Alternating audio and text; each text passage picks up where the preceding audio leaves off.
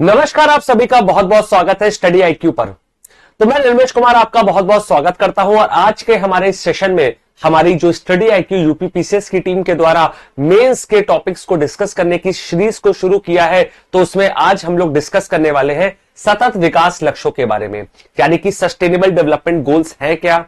इस शब्द की यानी कि सतत विकास या सस्टेनेबल डेवलपमेंट गोल की उत्पत्ति कहां से हुई, यानी कि इस शब्द को, इस कॉन्सेप्ट को पहली बार कहां पर या किस बैठक के अंतर्गत हमने देखा। इसके अलावा हम लोग जानेंगे कि मिलेनियम डेवलपमेंट गोल्स क्या होते हैं, सस्टेनेबल डेवलपमेंट गोल्स कितने टारगेट्स हैं हमारे, कब तक उसको पूरा करना है, किस गोल में हमारा क्या टारगेट निर्धारित किया गया है और वर्ल्ड के अंदर हमारे सस्टेनेबल डेवलपमेंट गोल्स की करंट पोजीशन क्या है और क्या क्या वो चैलेंजेस आ रहे हैं जिसकी वजह से हम लोग सस्टेनेबल डेवलपमेंट गोल्स को हासिल नहीं कर पा रहे हैं, और अगर हमें इन्हें हासिल करना है तो उसका सॉल्यूशंस क्या होने वाले हैं।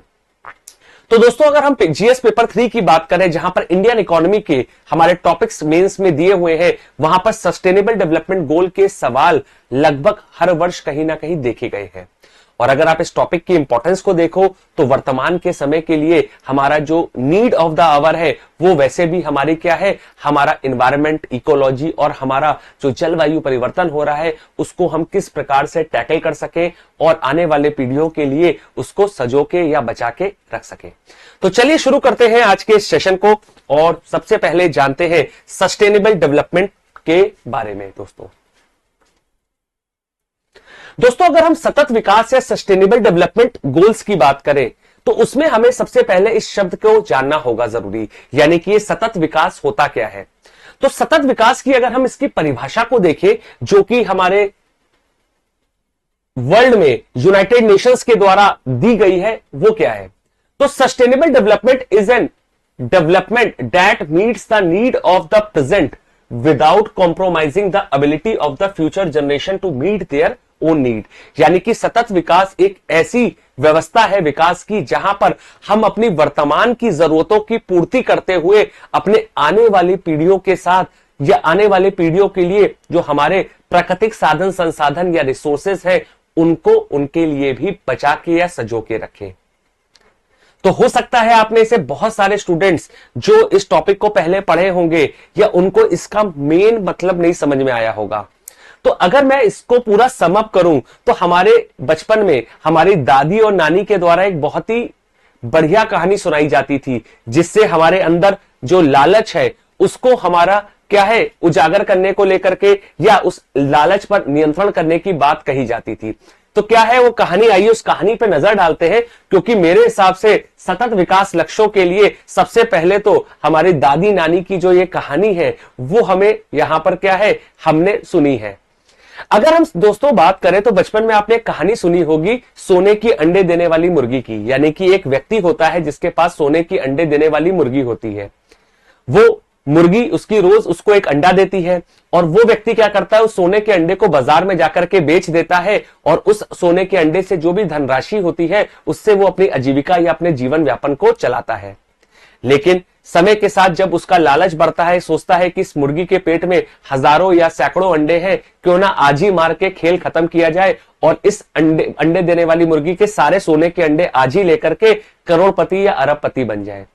तो इस लालच में जब वो उस मुर्गी को काट देता है तो उसके पेट में तो कोई अंडा होता ही नहीं है, क्योंकि आपको भी पता है कि मुर्गी रोज एक ही अंडा देती है और वो भी एक क्या है नेचुरल साइकिल है हमारा, क्योंकि वो भी क्या है एक जीव है, लिविंग बीइंग है। तो ऐसे में अगर वो उस मुर्गी को मार देता है तो इस कहानी से हमें क्या सीखने को मिलता है कि हमें लालच नहीं करना है। अपनी आज की जो जरूरतें हैं, जितना हमें प्रकृति या नेचर हमें प्रदान कर रही है, हम उससे ही अपने रिसोर्सेस के साथ मिलकर के अपनी वर्तमान के जीवन को या अपने वर्तमान के पीढ़ी के समय पे जो भी हमारी जरूरतें हैं उनकी पूर्ति करें।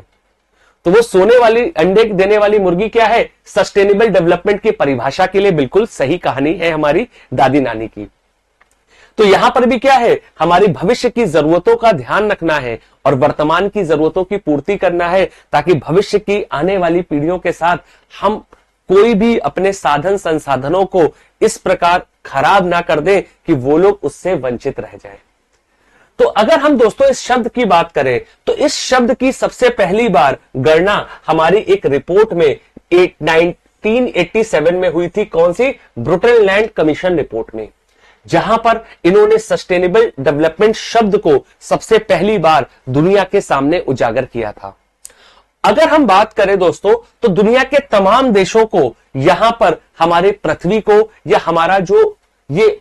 ग्रह है इसको बचा के रखने का प्रयास करना है, क्योंकि अगर हमारा कोई एक देश ही इस श्रेणी में या इस काम में लगेगा और बाकी के देश क्या करेंगे, हमारे रिसोर्सेस का या फिर हमारे जो प्राकृतिक साधन संसाधन है या हमारी जो भी नेचुरल रिसोर्सेस है उनको एक्सप्लॉइट करेगा, तो हम लोग कहीं ना कहीं क्या है, हम अपने पृथ्वी को या आने वाली पीढ़ियों को इन सभी चीजों से वंचित करेंगे। तो यहां पर अगर हम बात करें तो दुनिया के अंदर जो यूनाइटेड नेशंस है यानी कि संयुक्त राष्ट्र है, वो इसकी जिम्मेदारी उठाता है ताकि उसके जितने भी सदस्य देश हैं वो यहां पर क्या करें, हमारे सतत विकास के लिए या सस्टेनेबल डेवलपमेंट के लिए काम करें। अगर हम दोस्तों बात करें तो वर्ष 2000 में हमारे मिलेनियम डेवलपमेंट गोल्स को सबसे पहले संयुक्त राष्ट्र लेकर के आया था। अगर हम इन गोल्स की बात करें तो ये हमारे आने वाली जो सदी थी यानी कि 21वीं सदी, इनके लिए हमारे क्या थे, हमारे वो गोल्स या लक्ष्य थे जो हमें आने वाले समय में अपने वर्तमान की पीढ़ी के साथ साथ भविष्य को भी बचाने में मदद करते। अगर हम इन गोल्स की बात करें, जो हमारे मिलेनियम डेवलपमेंट गोल्स है, ये हमारे क्या है, सस्टेनेबल डेवलपमेंट या सतत विकास के लिए सबसे पहला स्टेप था यूनाइटेड नेशंस का।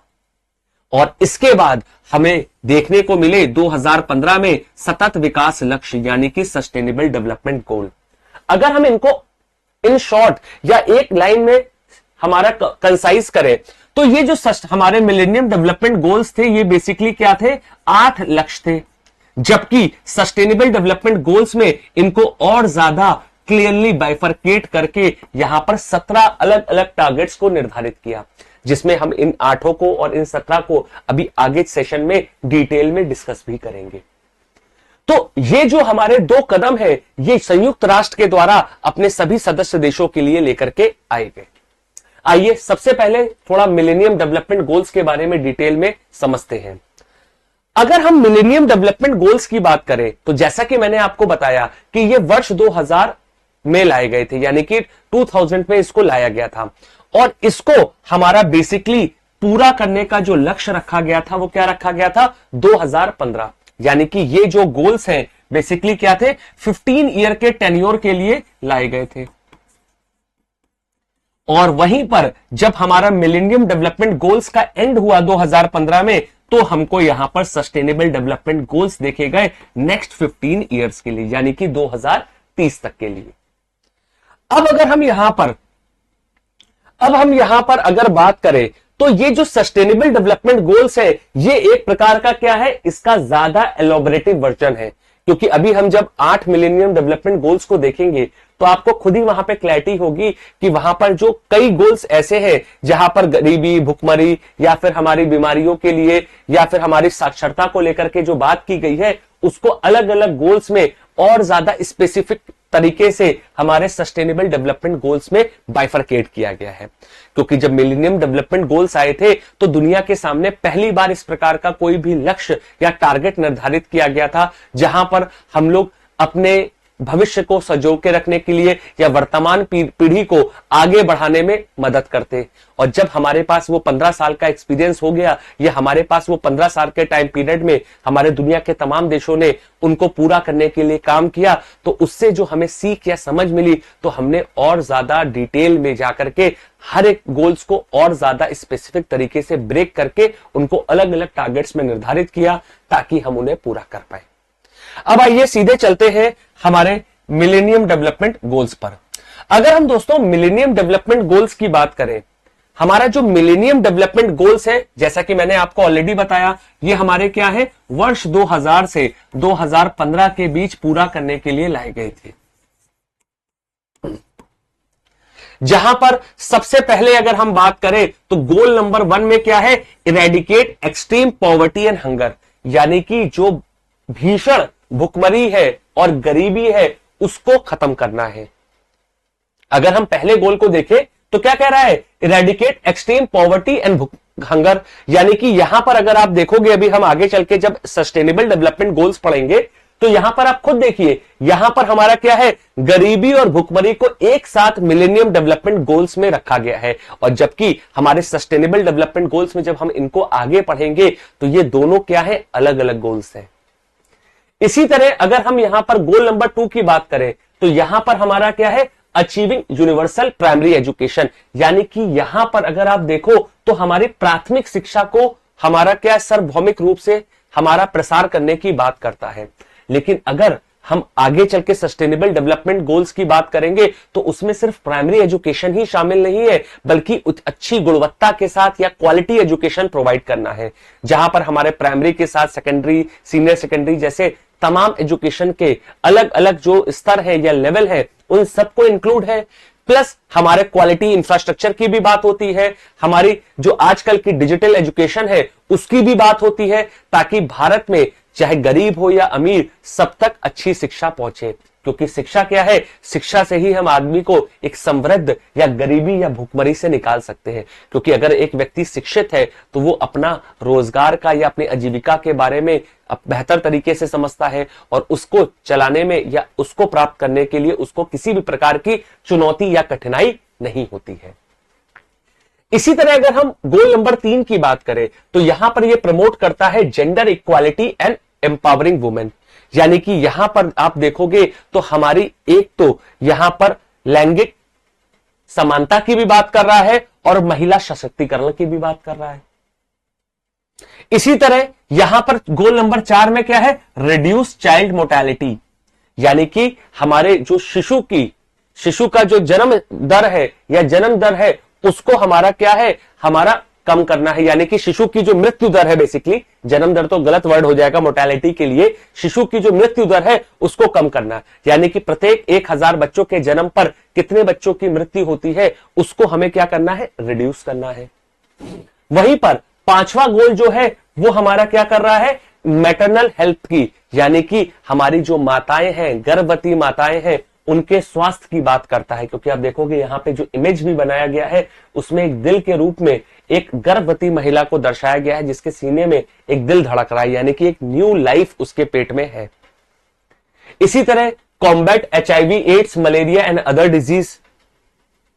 वहीं पर 7वां जो है एंश्योर एनवायरमेंटल सस्टेनेबिलिटी, यानी कि हमारे पर्यावरण की सततता की बात करता है। और लास्ट में develop a global partnership for development, यानी कि वैश्विक स्तर पर साझेदारी करना, जिससे कि हम इन गोल्स को हासिल खुद तो कर रहे हैं, बाकी उन देशों को भी सहयोग करें या उन राष्ट्रों को भी सहयोग करें जो इसको हासिल करने में चुनौतियों से गुजर रहे हैं।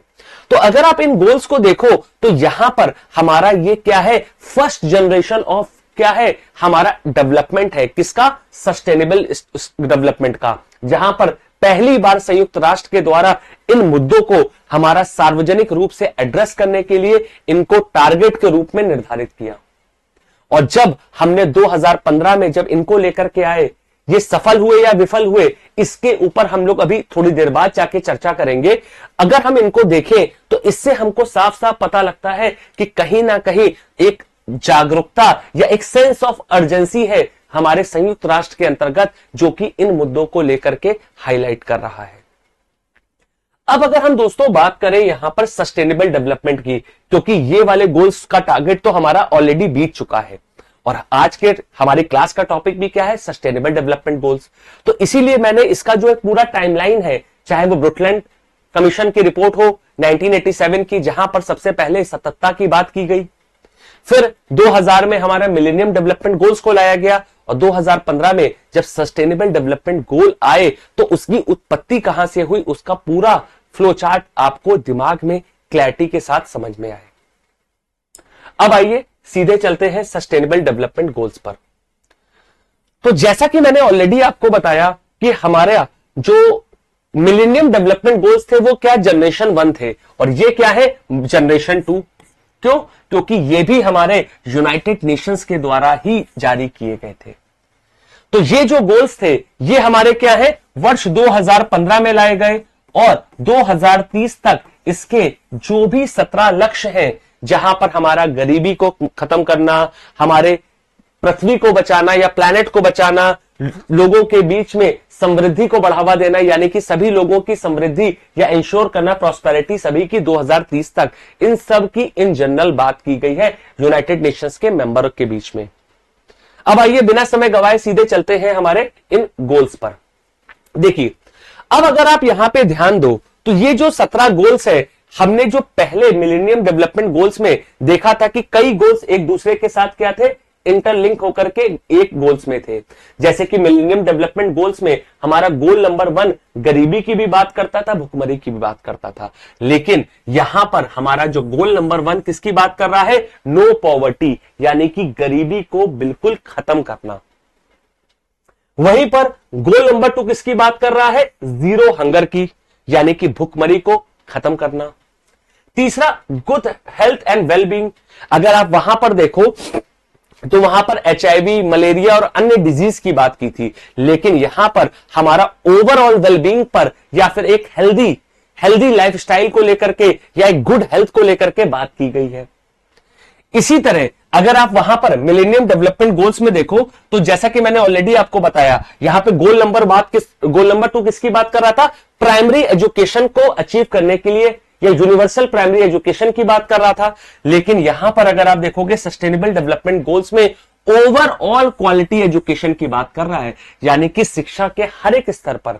चाहे वो प्राइमरी हो या हमारा सीनियर लेवल का हो या फिर हमारा सीनियर सेकेंडरी हो या फिर हमारा ग्रेजुएशन का हो या फिर हमारा पोस्ट ग्रेजुएशन हो, ओवरऑल पूरे शिक्षा जगत में हम एक बेहतर शिक्षा की व्यवस्था या गुणवत्तापूर्ण शिक्षा की बात करते हैं। और इसी कड़ी में अगर आप देखो तो भारत की सरकार के द्वारा जो न्यू इकोनॉमिक पॉलिसी है, या न्यू इकोनॉमिक पॉलिसी में गलत शब्द बोल रहा हूं, NEP यानी कि नेशनल हमारा जो एजुकेशन प्लान जो आया है या नई शिक्षा नीति जो आई है 2020 की, वो भी क्या है, इसी क्वालिटी एजुकेशन को मद्देनजर रखते हुए लाई गई है।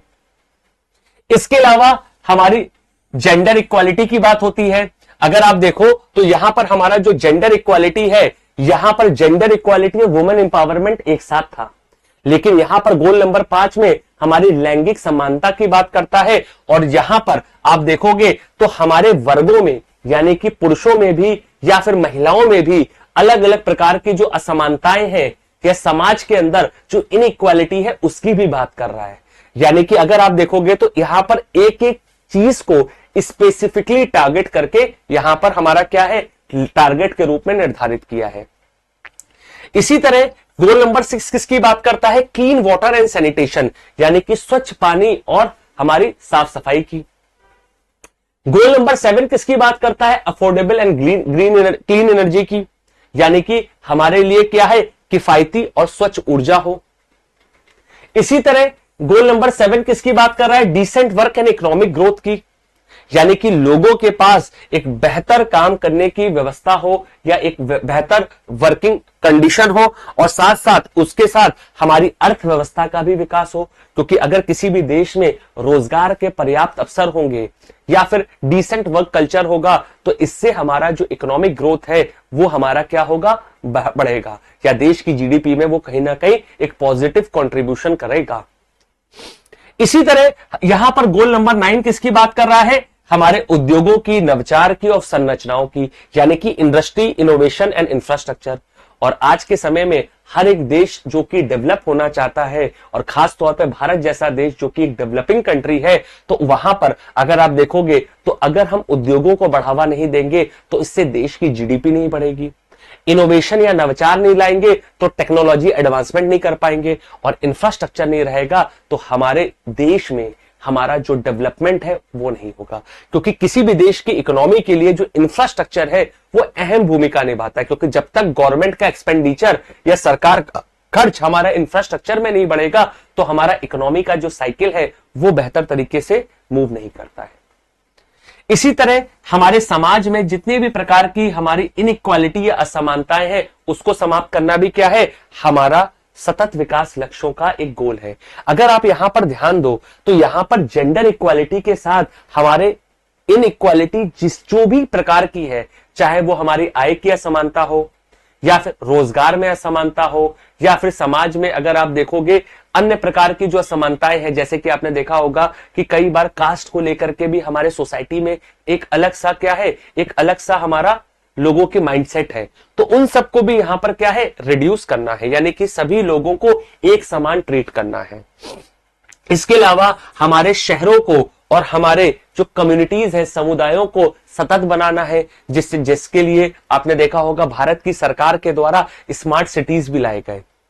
इसके अलावा हमारा रिस्पॉन्सिबल कंजम्पशन एंड प्रोडक्शन, यानी कि हम किसी भी ऐसी चीज का उत्पादन ना करें जो हमारे शरीर के लिए भी, मनुष्यों के लिए और पर्यावरण के लिए भी प्रदूषित ना हो। क्योंकि आज के जमाने में अगर आप देखो तो जो बायोटेक्नोलॉजी है वो इतनी तेजी से ग्रो की है, जो कि जेनेटिक्स इंजीनियरिंग में हमारे नए नए शोध कर रही है। तो ऐसे में अगर हम कोई ऐसा जेनेटिकली मॉडिफाइड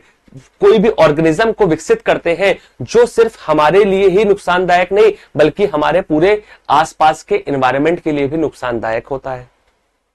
तो उन सब चीजों पर हमें क्या करना है, फोकस करना है, जो कि हमारे लिए क्या है, एक प्रकार से रिसाइक्लेबल हो। इसके अलावा हमारा क्लाइमेट एक्शन, क्योंकि जलवायु परिवर्तन जिस हिसाब से बदल रहा है, हमारे मौसम जिस हिसाब से बदल रहे हैं, तो उससे हमारे पृथ्वी पर जो हमारा इकोसिस्टम है या पारिस्थितिकी तंत्र है वो भी प्रभावित हो रहा है। इसके अलावा लाइफ बिलो वाटर, यानी कि हमारे जो जलीय पारिस्थितिकी तंत्र है, यानी कि मरीन इकोसिस्टम है, उनको हमें क्या करना है, प्रोटेक्ट करना है। अब देखिए यहां पे एक चीज, अगर यहां पर गोल में एक शब्द में या एक ही गोल होता कि हमें क्लाइमेट चेंज को क्या करना है, कंट्रोल करना है, तो भी बात होती। लेकिन यहां पर आप गोल नंबर 13 देखो, जो हमारा क्लाइमेट एक्शन की बात करता है, यहां पर मरीन इकोसिस्टम की बात कर रहा है, यहां पर अगर आप देखोगे लाइफ ऑन लैंड यानी कि हमारा टेरेस्ट्रियल इकोसिस्टम की बात कर रहा है। तो अगर आप देखो कि जैसा कि मैंने अभी आपको बताया भी था कि ये सब जो गोल्स है काफी ज्यादा डिटेल में दिए गए हैं, ताकि हर एक देश जो भी हमारा संयुक्त राष्ट्र का मेंबर है, जो भी इन टारगेट्स को पूरा करने के लिए बाध्य किया गया है, तो वो हमारा क्या है, बेसिकली हर एक सेक्टर में अपनी गवर्नमेंट स्कीम्स के तहत या हर एक हमारे क्षेत्र में इसकी पूर्ति करने के लिए तमाम प्रकार के साधन और संसाधन उपलब्ध कराए। अब आप कहोगे कि सर इन सबको पूरा करने के लिए साधन संसाधन क्या है? अगर एक चीज सोचिए, अगर हमें भुखमरी को खत्म करना है, गरीबी को खत्म करना है, या शहरों को बेहतर बनाना है, या इंफ्रास्ट्रक्चर विकसित करना है, तो इसके लिए सबसे बड़ा साधन हमारा क्या है, फाइनेंस। यानी कि अगर हमारे देश की सरकारों के पास फाइनेंशियल कॉन्स्ट्रेंट ना हो या फिर किसी भी प्रकार की वित्तीय चुनौतियां ना हो, तो ऐसे में ये सब गोल्स को हासिल करना कोई बड़ा लक्ष्य नहीं होगा।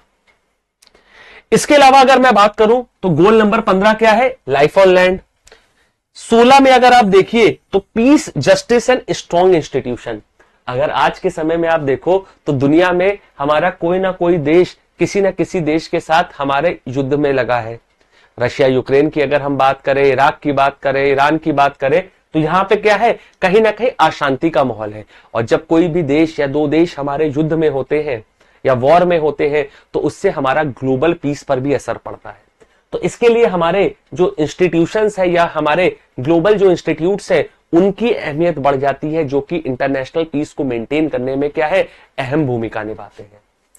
और 17th partnership for the goal, यानी कि कोई देश अगर इन लक्ष्यों को हासिल कर रहा है तो उसकी जिम्मेदारी सिर्फ अपने लक्ष्यों को हासिल करना ही नहीं, बल्कि उन देशों की भी मदद करे जो कि इन लक्ष्यों को हासिल करने में चुनौतियों से जूझ रहे हैं। तो आप देख सकते हैं कि यहां पर जो ये 17 गोल्स हैं सतत विकास लक्ष्य के, वो काफी ज्यादा एलोबरेटिव वे में या फिर काफी ज्यादा डिटेल वे में यहां पर हमारे सामने दिए गए हैं, और हर एक देश की सरकारें इनके लिए काम कर रही है।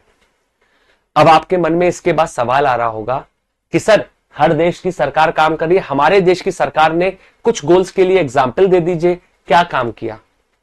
अब एक एग्जाम्पल के रूप में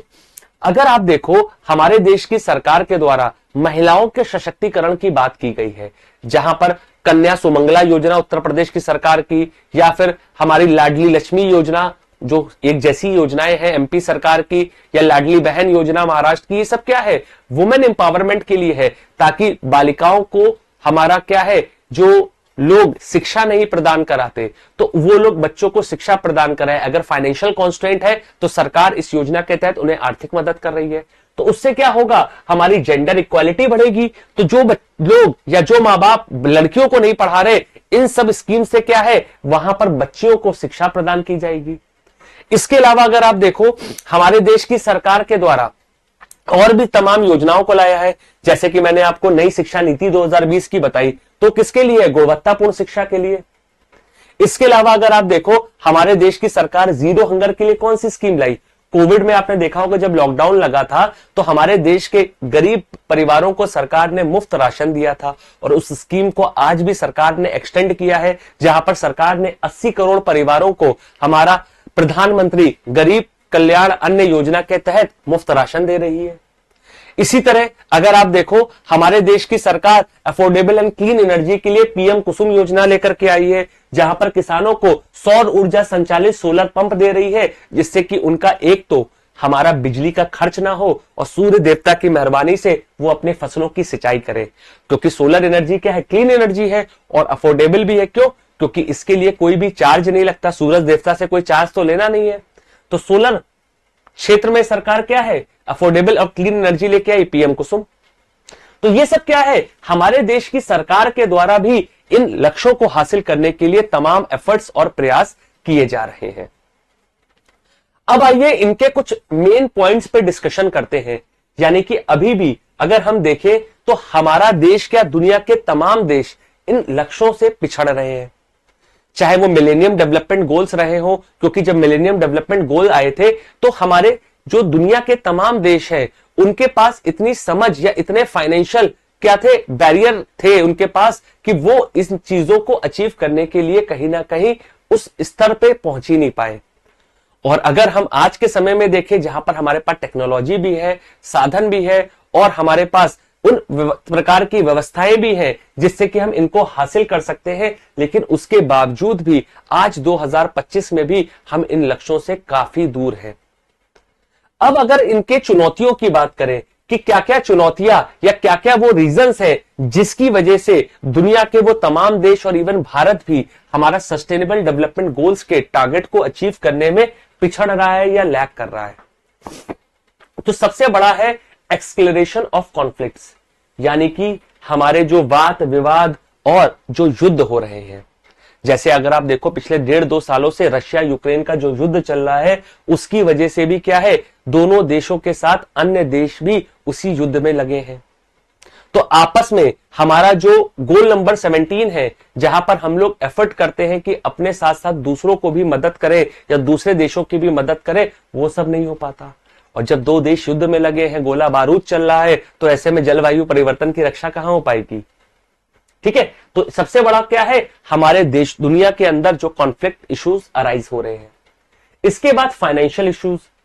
जो डेवलप्ड कंट्रीज हैं उनके पास तो क्या है, फंडिंग है, उनके पास तो पैसा है, लेकिन जो डेवलपिंग कंट्रीज है या फिर अगर हम बात करें अंडर डेवलप्ड या पुअर कंट्रीज है, उनके पास सबसे बड़ी प्रॉब्लम है वित्तीय मुद्दा, यानी कि उनके पास फाइनेंशियल कॉन्स्टेंट या फाइनेंशियल क्या है, बैरियर है, जिसको वो क्रॉस नहीं कर सकते और इन गोल्स को हासिल करने के लिए खर्च करने में कहीं ना कहीं उनका वो स्तर नहीं है जो कि एक डेवलप्ड कंट्री का या विकसित देश का है। इसके अलावा एनवायरमेंटल चैलेंज, क्योंकि जिस प्रकार से हमारा जलवायु परिवर्तन बढ़ रहा है या बदल रहा है, आपने देखा होगा उसकी वजह से हमारे प्राकृतिक आपदाएं बढ़ गई हैं। आप पिछले 1 साल में देखो कितनी ज्यादा फ्रीक्वेंसी से हमारे साइक्लोन्स आ रहे हैं, मौसम का चक्र बदल चुका है। अभी फरवरी और मार्च के महीने में भी हमारे उत्तरों के इलाके में या नॉर्दर्न इंडिया में आप देखो बर्फबारी और बारिश का क्या है, मौसम बना हुआ है। तो इसकी वजह से क्या हो रहा है, हमारी फसलें खराब होती हैं, हमारे जो गोल्स है जहां पर हम लोग अपने क्लाइमेट एक्शन की बात करते हैं वो सब अचीव नहीं कर पा रहे हैं। और सबसे बड़ा कारण 2020 में जो कोविड आया था, उसमें 2 साल में जो ग्लोबल इकोनॉमी को हमारा क्या है, हैम्पर किया है या वैश्विक अर्थव्यवस्था को प्रभावित किया है, वो सबसे बड़ा कारण है जिससे कि कई देश हमारे क्या है, हमारे इन गोल्स को हासिल करने से बच गए हैं या इससे रह जाने वाले हैं। तो ये क्या है, वो 5 कारण है जिसकी वजह से जो प्रोग्रेस है सस्टेनेबल डेवलपमेंट गोल्स की कहीं ना कहीं हैम्पर हो रही है। अब सवाल आता है कि सर आपने ये तो बता दिया गोल्स क्या है, कॉन्स्टेंट्स क्या है, अब इन्हें हासिल करना है तो कैसे किया जाए, है ना। इनको अगर हमें हासिल करना है तो वे फॉरवर्ड क्या होगा। तो देखिए, अगर हम वे फॉरवर्ड की बात करें तो दुनिया में अगर हमारी शांति होगी, यानी कि किसी भी प्रकार का कॉन्फ्लिक्ट या वॉर जैसी सिचुएशन नहीं होगी, तो उससे एक हमारा क्या है कॉमन एजेंडा के तहत हमारे ग्रुप ऑफ नेशंस या फिर एक क्षेत्र के देश क्या है मिल करके इनके लिए काम कर सकते हैं, यानी कि हम एक कॉमन टारगेट को स्थापित करके आपस में आगे बढ़े।